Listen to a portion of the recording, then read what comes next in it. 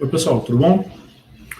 Bom, já estou com tudo aberto aqui. Vamos lá para a nossa última aula da primeira parte, né? Aula síncrona 6. Deixa eu carregar certinho aqui. Ó, vamos lá, nossa aula síncrona 6 do mercado de capitais, né? Da disciplina de mercado de capitais. Sou o professor Darcy Neto. A bibliografia é a mesma que a gente está usando sempre, tá bom? Hoje a gente vai falar um pouquinho do capítulo 5. O capítulo 5 é o último capítulo que fecha os 5 primeiros capítulos para vocês fazerem a NAP 1. Sem ser na semana que vem, que vai ser uma semana para eu conversar com vocês sobre a prova e tal. Na outra semana, né, sem ser semana que vem, é a próxima, olhem o plano de ensino de vocês. A gente vai fazer a nossa NAP 1, a nossa prova, tá bom? Esse capítulo 5 é grande, ele tem 39 páginas, então assim, leiam um fechamento, façam um fechamento, assistam a minha aula aqui, que aqui eu tento passar o mais breve possível pelos pontos mais principais, mas tem bastante coisa lá no material. Tá?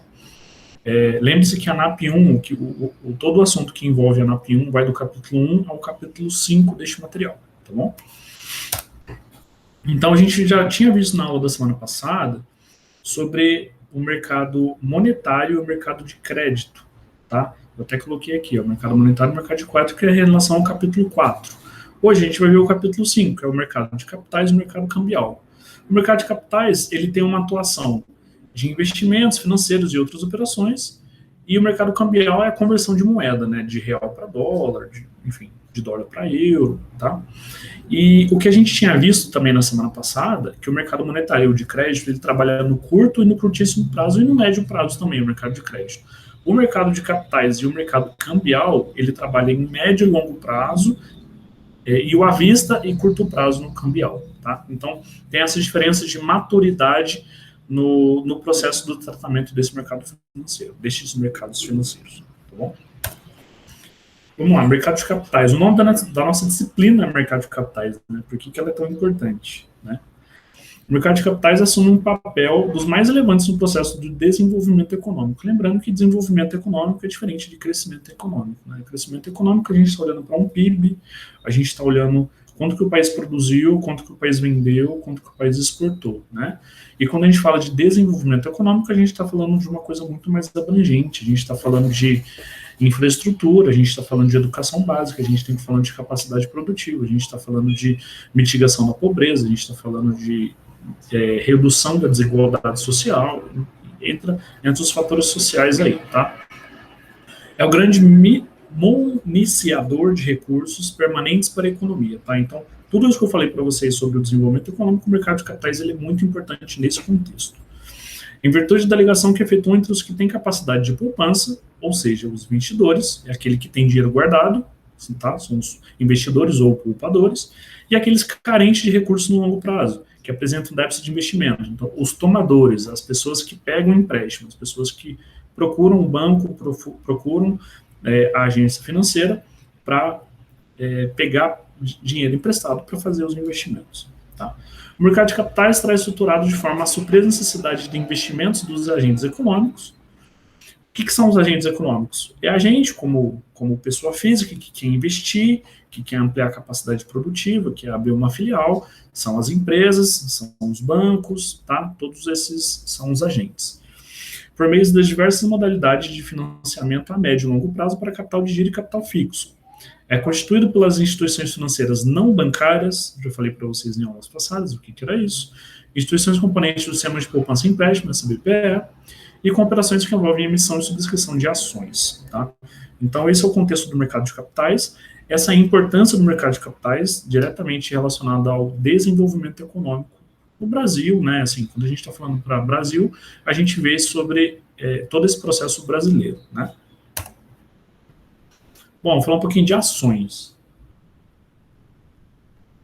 Ações, debênture, opção, mercado futuro, um pouquinho de cada coisa, tá? Porque a gente está falando do mercado de capitais, então a gente vai para os pontos principais dessa parte. As ações constituem a menor parcela, a menor fração, né, o átomo da empresa, né, do capital social de uma sociedade anônima. Então, a Magalu abriu o capital dela, e se ela pegar o capital dela todo, né, todo o investimento, tudo que ela tem, a Magalu, né, e dividir isso, a menor parcela, a menor fração é o valor de uma ação, que hoje, acho que a ação da Magalu custa R$18, tá? Então é isso, né, a ação é a fração, é a menor parcelinha, é o átomo, né, é quando você não consegue dividir mais. São valores caracteristicamente negociáveis e distribuídos aos subscritores, aos acionistas, a quem compra as ações, tá? De acordo com a participação monetária efetivada.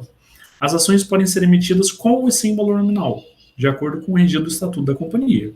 A companhia que abriu o capital, ela pode decidir como que vai ser feita essa ação, tá? Na hipótese de uma emissão com valor nominal, todas as ações terão idêntico valor, não podendo ainda ser emitidas novas ações com valor diferente. Quando ações não possuem valor nominal, o preço de emissão será definido pelos sócios fundadores da companhia e quando aumento de capital pela Assembleia Geral de Acionistas ou Conselho de Administração. Nessa alternativa de emissão, a companhia pode estabelecer qualquer valor para suas ações, não havendo obrigatoriedade de respeitar um valor mínimo, como no caso da descrição de valor nominal. Se você entrar para comprar uma ação da Magalu, por exemplo, está R$18, você vai comprar um lote, né? Um lote tem 100 ações, né? 100 ações de 18 e pouquinho. Então é um valor nominal, né? Você já tem um valor mínimo estipulado ali, o preço de cada ação você pode comprar fracionado, que não precisa necessariamente ser lotes de 100, né? Ou você pode comprar por lote. Mas de qualquer forma, esse exemplo que eu estou dando é de ação com valor nominal, tá? Bom, as opções de ações, né? O mercado de opções agora. É uma característica segunda, né? Do mercado, dentro do mercado de ações. O mercado de opções, as opções sobre as ações, né, representam um direito de compra ou de venda, dependendo da posição que você está, de ações a um preço previamente fixado e válido por um determinado período. Então, assim, eu comprei uma opção de ação. Essa opção de ação vai vencer daqui a 3 meses e lá eu vou resgatar um dinheiro fixo, já está fixado previamente, né, já foi fixado hoje. Então, eu comprei uma opção. Opção é opção do mercado de ação, né? Eu comprei uma opção hoje, que eu sei que daqui a 3 meses eu vou pagar tanto naquela ação. Ou ao contrário, eu tenho uma ação, eu quero vender no mercado de opções. Eu vou estipular por quanto que eu quero vender e quando que eu quero receber. Então alguém vai comprar a minha ação e lá no prazo que eu determinar, eu vou receber o valor que eu fixei. Tá? Esse é o mercado de opções. Esse valor prefixado é conhecido pela expressão strike price, em inglês. As opções são negociadas em bolsa de valores por meio de pagamento de um prêmio. O resultado da operação é calculado pela diferença entre o preço de mercado na data de realização da opção e o valor pago pelo prêmio. Uma das ações, uma opção de compra garante ao titular o direito de adquirir no futuro o lote de ações a determinado preço, igual eu falei para vocês. Então, se eu compro a opção, lá na frente eu tenho esse direito de adquirir esse lote, essa compra que eu efetuei, naquele determinado valor. Tá? Se não for exercido o direito de compra no prazo estipulado, o contrato caduca e o comprador perde o prêmio pago. Então, eu tenho a opção de não querer comprar lá na frente também. Né? Chegou lá na frente, chegou o prazo determinado, chegou o valor determinado, eu não vou comprar. Esse contrato vai caducar. Tá? Uma opção de venda, ao contrário, garante ao seu titular o direito de vender. Né? Então, assim, presta atenção nesse ponto. Você tem o direito de comprar, o direito de vender. Você não tem obrigatoriedade de comprar. Tá? De vender um lote de ações a um preço fixado durante um certo intervalo de tempo. Então, isso é basicamente o funcionamento do mercado de opções. Tá? Você opta pelo direito de você comprar uma ação daqui a algum tempo ou de você vender uma ação daqui a algum tempo por um valor previamente fixado. Tá bom?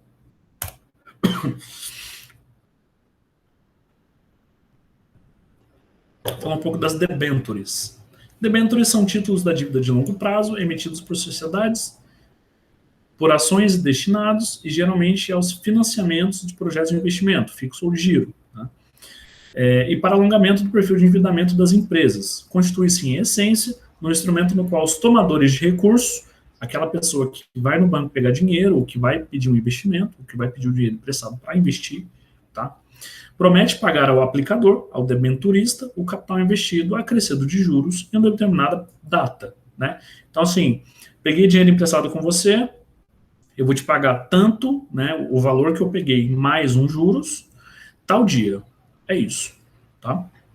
Da mesma forma que as ações, as operações com debêntures são normatizadas pela Comissão de Valores Mobiliários, tá? E a emissão das debêntures é acompanhada de um documento conhecido por escritura de emissão, o qual contém todas as características e condições de emissão do título e direitos e deveres das partes envolvidas, sociedade emissora e o debenturista, tá? É um contratinho que você faz, né, é basicamente isso, é um contrato que você faz, que você pega um dinheiro emprestado, na data X, que é estipulada no contrato, você vai pagar um valor Y, o valor que você pegou, mais o acrescimento de juros. Tudo bom? Mercado financeiro brasileiro remunera os títulos de renda fixa de 3 formas. Tá? Então, ações têm algum título de renda fixa. Existem 3 formas nos títulos, né? Pré-fixada, pós-fixada e indexada à inflação. A remuneração, o que é o remuneração de título de renda fixa? É aquele juro que você está ganhando, né? Você aplicou no CDB, por exemplo. Você está aplicado o seu dinheiro lá e você tem título de renda fixa, o CDB. Né? Então, você tem uma taxa lá que está remunerando o seu capital. Tá? A remuneração pré-fixada define a taxa de juros prometida pelo título no momento da aplicação, revelando ao investidor exatamente qual será o seu retorno. Então, quando você vai comprar um CDB, por exemplo, ele já fala para você qual vai ser os seus juros, quanto você vai receber lá na frente. Tá? A taxa de juros de um título pré-fixado mantém-se inalterada, mesmo diante de variações que venham a ocorrer nos juros do mercado, revelando-se mais atraente em momentos de redução das taxas de juros do mercado. Né? Então, a taxa de juros do mercado, a básica do mercado é a Selic. Teve uma variação, a taxa de juros aumentou, a taxa de juros caiu. A pré-fixada, ela se mantém pré-fixada, ela vai continuar do mesmo jeito quando você comprou aquele título. Tá? A taxa de juros, a taxa pós-fixada, expressa geralmente a remuneração do título como percentual da Selic ou do CDI, né, Certificado de Depósito Interfinanceiro. Essa taxa acompanha o comportamento de mercado, sendo maior em cenários de alta de juros e menor em períodos de redução da taxa de juros. Tá? Então, a pós-fixada, você não tem uma taxa fixa. Então, lá na frente, quando o prazo do seu título de renda fixa vencer, você vai receber aquela taxa de juros do mercado que está lá, independente se está alto ou se está baixo. Tá? E o terceiro ponto de título de renda fixa é a remuneração indexada à inflação, muitas vezes denominada taxa pré- e pós-fixada, um pouco das duas coisas. Né? É formada por uma taxa de juros real, líquida da inflação, né? Então a taxa de juros foi 10%, a inflação foi 6%, então é 4%, né? É o líquido. Previamente definida e acrescido da variação da inflação verificada no período de aplicação. Essa correção da taxa de juros real é calculada geralmente pelo IPCA, IGPM ou INPC. Tá? Então esses são os 3 títulos de remuneração no Brasil hoje, de título de renda fixa. Pré-fixada, pós-fixada e indexação da inflação. Tá bom? Letras de câmbio. O que são as letras de câmbio? São emitidas pelos financiados dos contratos de crédito, sendo aceitas pelas instituições financeiras participantes da operação. Posteriormente ao aceite, a letra de câmbio é vendida a investidores por meio de mecanismo de intermediação no mercado financeiro. Constitui-se dessa forma no principal funding das operações de financiamento de bens duráveis, crédito direto ao consumidor realizadas pelas sociedades financeiras. Através da letra de câmbio, o emitente do título transfere ao aceitante, né, a quem vai querer essa letra, a ordem de pagamento ao investidor de certa quantia em determinada data. A letra de câmbio é emitida por conta de ordem e a ordem do sacador. O lastro do título é um contrato de financiamento, sendo utilizado pelo aceitante, visando a captação de recursos para realizar operações de crédito. Então, geralmente, quem tem letra de câmbio é banco, né? O banco ele faz esse oferecimento para você. Geralmente, você entra no aplicativo, no site do banco, vai estar lá as opções. Tem ação, tem letra de banco, tem letra de câmbio, tem CDI, tem LCA, tem várias opções de aplicação do dinheiro, né? E cada uma tem uma especificidade diferente. É isso que eu estou aqui apresentando para vocês. Beleza? CDB eu já comentei mais um pouquinho para trás ali. Ele é um título de renda fixa, pode ser pré-fixado, pós-fixado, ou outro, tá?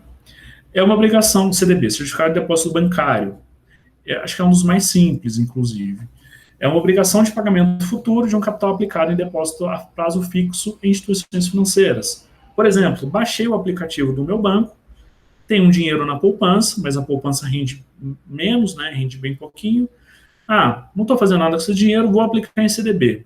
Pego lá, sei lá, R$ 3.000 que eu tenho na poupança, vou aplicar R$ 3.000 em CDB, do próprio aplicativo do meu banco, né? Aplico aquele dinheiro, eu vou, aí o que eu vou ter? Uma obrigação de pagamento futuro de um capital aplicado em depósito a prazo fixo. Então, vai aparecer a opção lá para mim. Quando que eu quero sacar esse dinheiro? Daqui a 3 meses, daqui a 6 meses, daqui a 9 meses, e vai, assim por diante. Quanto mais tempo eu demorar, quanto mais para frente eu jogar esse prazo de saque, maior é a minha remuneração. Tá? Mas ela já está estipulada ali. Saque com 3 meses, a remuneração é X. Saque com 6 meses, a remuneração é Y. Saque com 9 meses, a remuneração é Z. Então, ela mostra para você o prazo que você tem para resgatar aquele dinheiro, que você não pode mexer naquele período, né? Isso é muito importante. Você aplicou 3 meses em CDB hoje. Você consegue tirar o dinheiro amanhã? Não, você vai conseguir tirar daqui a 3 meses. Tá? Mas é uma opção mais rentável do que a poupança, só que não tem a liquidez da poupança, né? A liquidez da poupança você pode ir lá no banco e tirar dinheiro da sua poupança a hora que você quiser. Você pode transferir dinheiro pelo seu aplicativo da poupança a hora que você quiser. O CDB não. O CDB tem um prazo. Então, ele remunera mais que a poupança, mas ele tem um prazo para você seguir, tá? Esses recursos destinam-se basicamente aos financiamentos de capital de giro de empresa. Então, você aplicou em CDB, você vai ter o dinheiro parado lá para o período que você escolheu. O que o banco faz com esse dinheiro? Oferta como crédito para a empresa, né? Geralmente. A emissão desses títulos são feitas em função do volume de crédito demandado pelas empresas.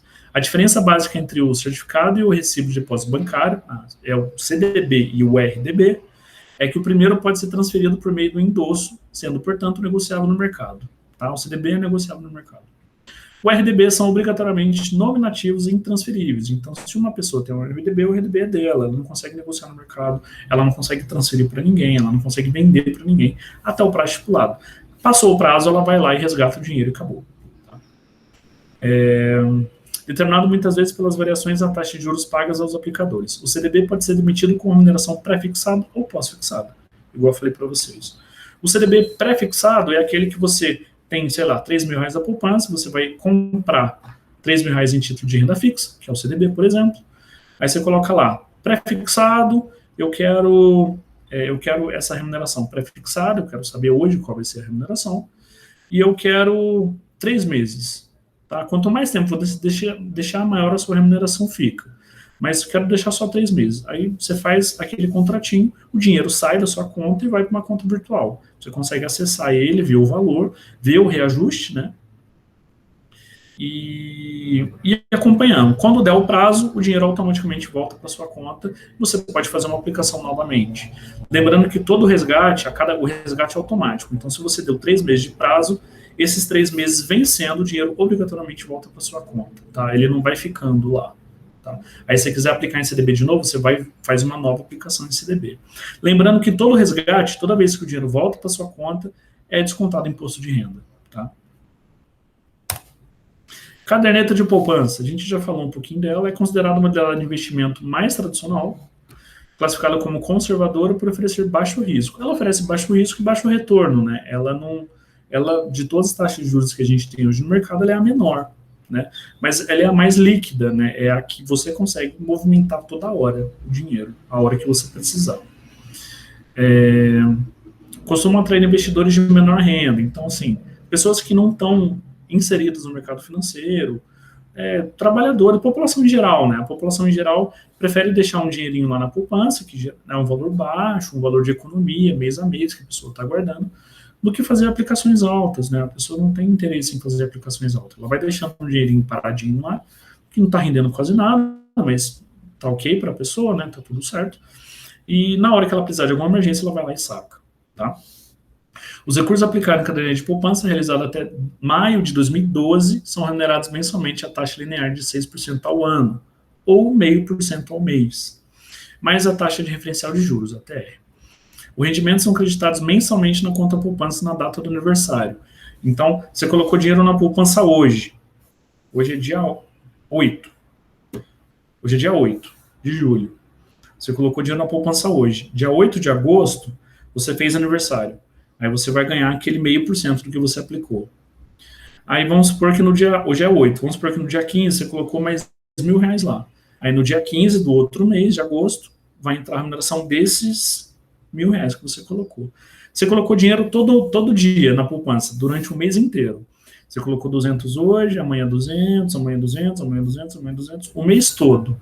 Todo dia vai ser data de aniversário na sua poupança. Você sempre vai receber, quando dá um mês, do dia que você aplicou, independente de quando você aplicou. Se você aplicou todos os dias, você vai ter aniversário todos os dias.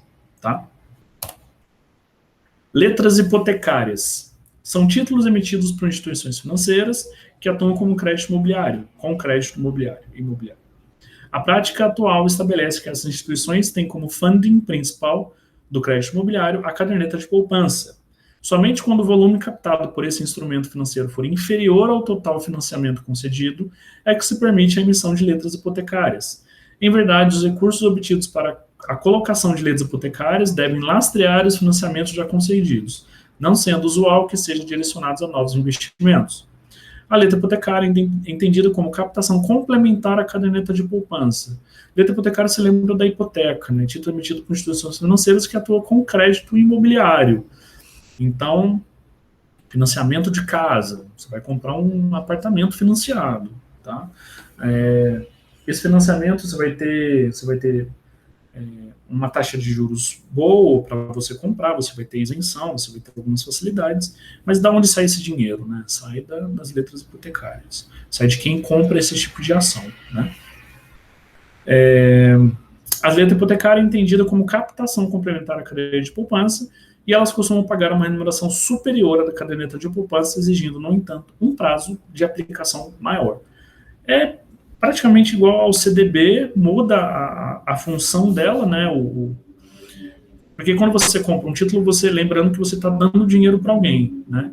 E a função desse dinheiro muda, né? Quando você compra CDB, você está dando um direcionamento para esse dinheiro, né? O CDB está sendo direcionado a investimento de empresa, etc. Quando você compra a letra imobiliária, a letra hipotecária, esse dinheiro, esse financiamento, está sendo direcionado a empréstimos imobiliários, etc. Tá?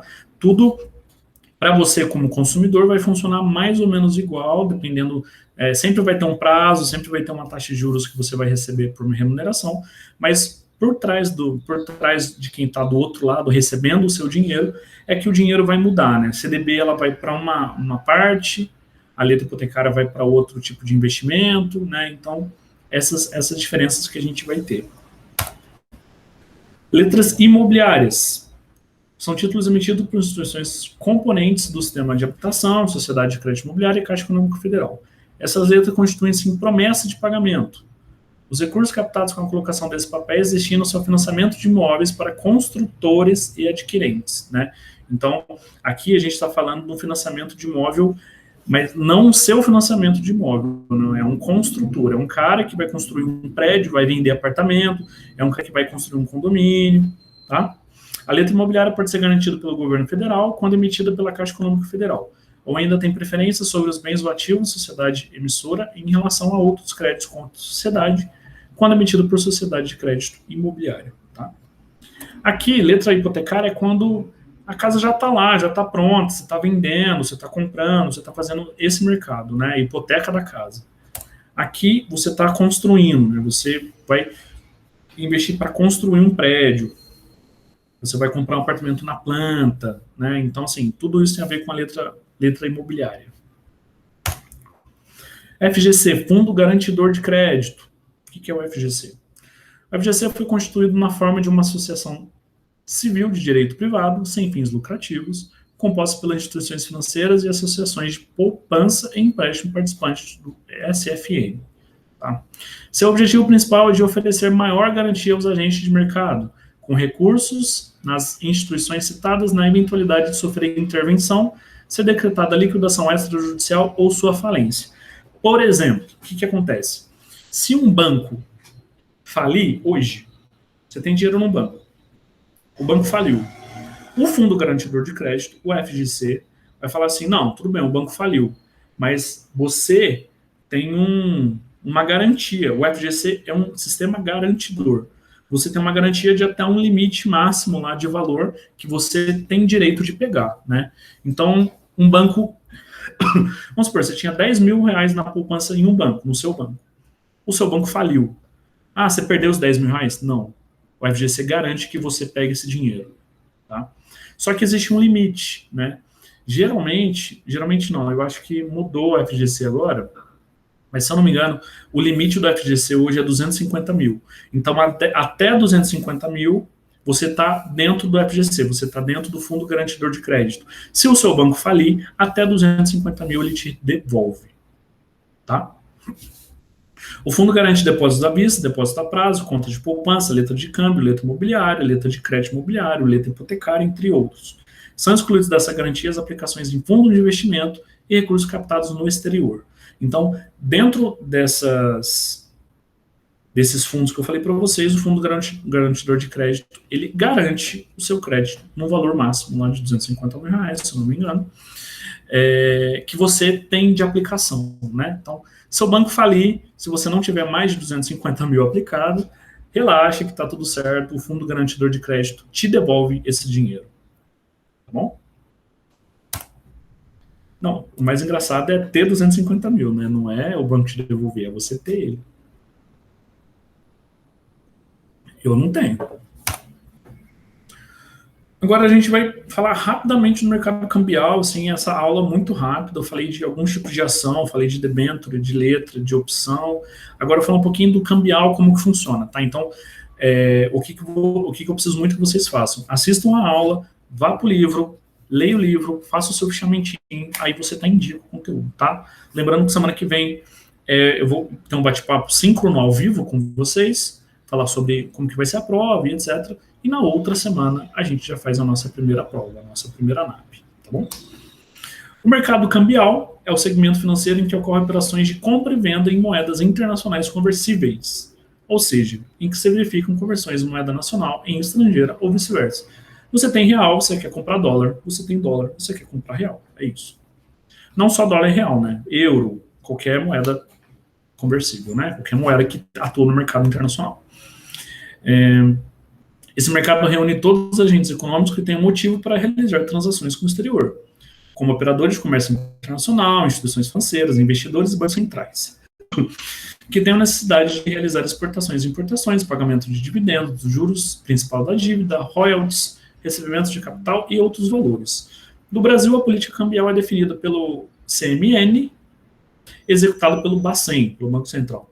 A taxa de câmbio revela a relação entre uma moeda e outra moeda, ou seja, as unidades de uma moeda em comparação a outra. Por exemplo, a moeda brasileira, o real, pode ser expressa em relação ao dólar em 2,20 por R$1. Esse 2,20 por R$1 está por $1. Esse 2,20 por $1 está bem defasado, né? Peguei isso do livro, mas a gente sabe que o real hoje, o dólar hoje está R$5 e pouquinho, R$5,12, R$5,18, por aí. Tá? Então aqui seria 5,18 por $1, né? Você precisa de R$5,18 para você comprar $1. A nossa moeda está desvalorizada. Né?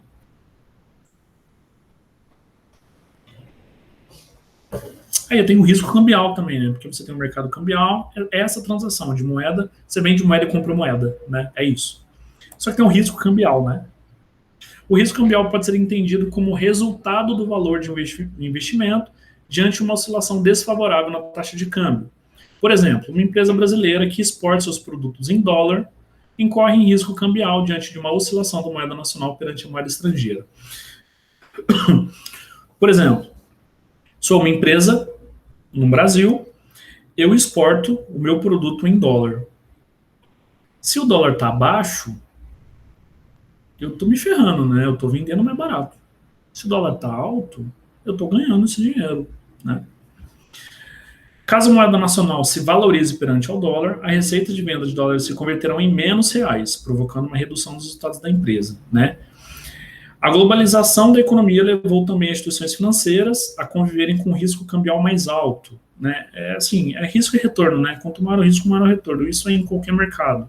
Pode ser no mercado de capitais, no mercado financeiro, no mercado cambial, em qualquer tipo de mercado, essa regra vai prevalecer, tá? Cada vez mais as instituições procuram alternativas de investimento e financiamento fora das fronteiras de seu país, expondo-se ao risco cambial, né? Que é justamente isso que eu falei. Eu vendo o meu produto em dólar. Se o dólar estiver afundando no mundo, que é difícil, né? Mas se ele estiver afundando no mundo, eu estou me ferrando, né? Com a correlação entre as oscilações das taxas cambiais de diferentes economias, não apresenta uma correlação perfeita. Endividamentos em moedas estrangeiras para captar fundos e aplicações em títulos estrangeiros, por exemplo, tornam a instituição mais exposta ao risco de câmbio. Então, assim, como existe essa oscilação e como não tem uma correlação perfeita, como a gente não sabe quanto que vai estar o dólar, como a gente não sabe quanto que o mercado cambial vai estar atuando, o que vai acontecer amanhã e vai cair o mercado cambial, o dólar vai disparar, ou o real aumenta, ou o dólar desvaloriza, enfim, a gente não sabe o que vai acontecer, né? Então, o problema disso, da gente não saber, dessa instabilidade no mercado, faz com que possam acontecer endividamentos em moeda estrangeira, né? E isso torna a instituição mais exposta ao risco de câmbio, o banco, né? O Banco Brasileiro, o Banco Nacional, ele está atuando no mercado cambial, mas ele sabe que ele está exposto ao risco cambial, né? O risco dele fazer um investimento e esse investimento dar para trás, né? Furar. Ele está comprando dólar, achando que o dólar vai valorizar de hoje para amanhã, mas de hoje para amanhã o dólar caiu, então ele perdeu dinheiro.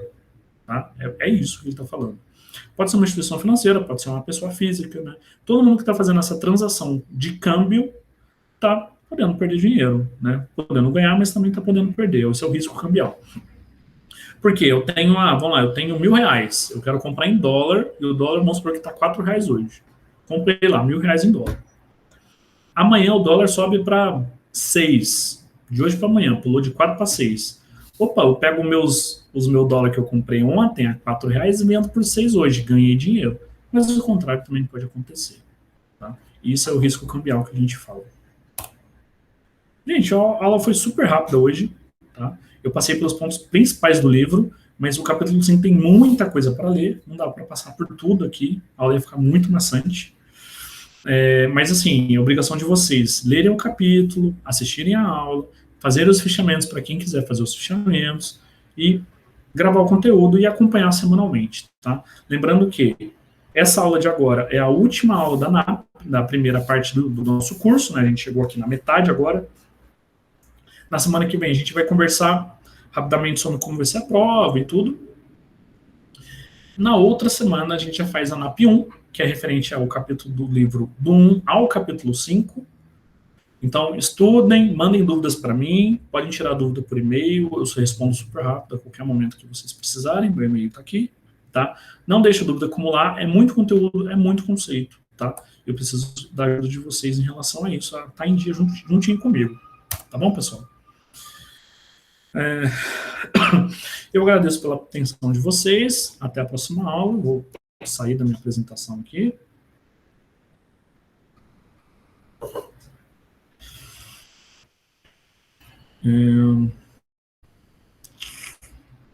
Tá, eu vou parar a minha gravação.